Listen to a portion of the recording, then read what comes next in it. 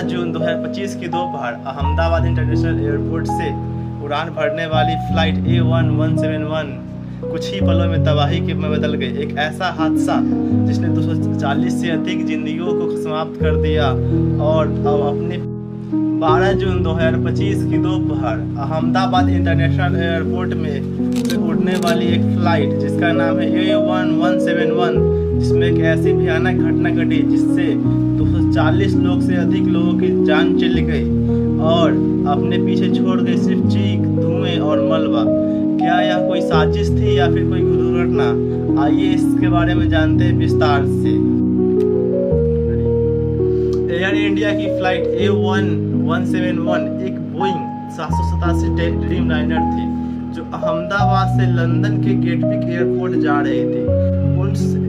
उस फ्लाइट में कुल 280 लोग सवार थे, जिसमें 255 यात्री थे और 224 क्रू मेंबर।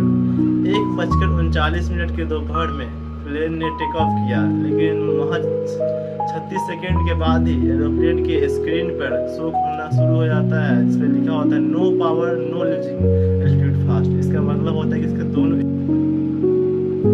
गवाहों के मुताबिक विमान ने जमीन से छलांग तो भरी लेकिन ज्यादा ऊंचाई नहीं पकड़ सका।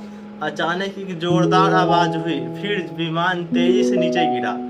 A1171 मेघानी नगर क्षेत्र में स्थित BJ मेडिकल कॉलेज के छात्रावास के इमारत से टकरा गया और कुछ ही सेकेंड में पूरा इलाका धुएं और आग की चपेट में आ गया। क्रैश के बाद का दृश्य दिल दहला देने वाला था।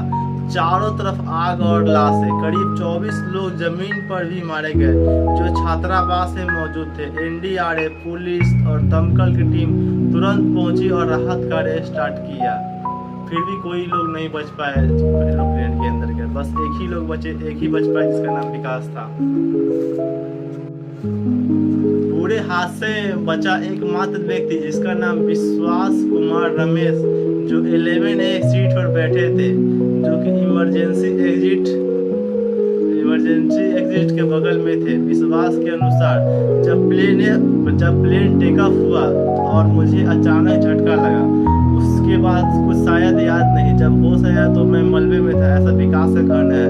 विशेषज्ञों का मानना है कि एग्जिट सीट और बेल्ट की टाइटनिंग ने उसकी जान बचा ली।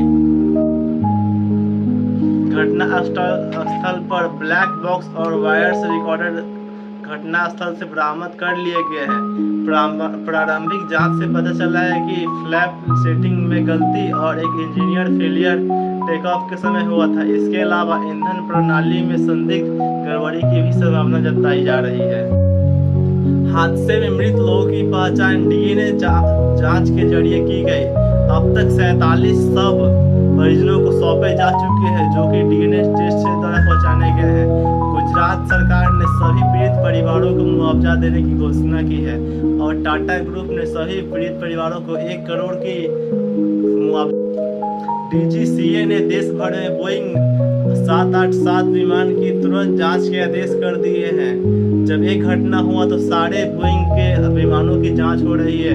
एयर इंडिया ने आंतरिक ऑडिट शुरू कर दिए हैं, खासकर टेक ऑफ से जुड़े SOPs की समीक्षा की जा रही है। क्या यह हादसा रोका जा सकता था? ये सवाल अभी भी सबके मन में है।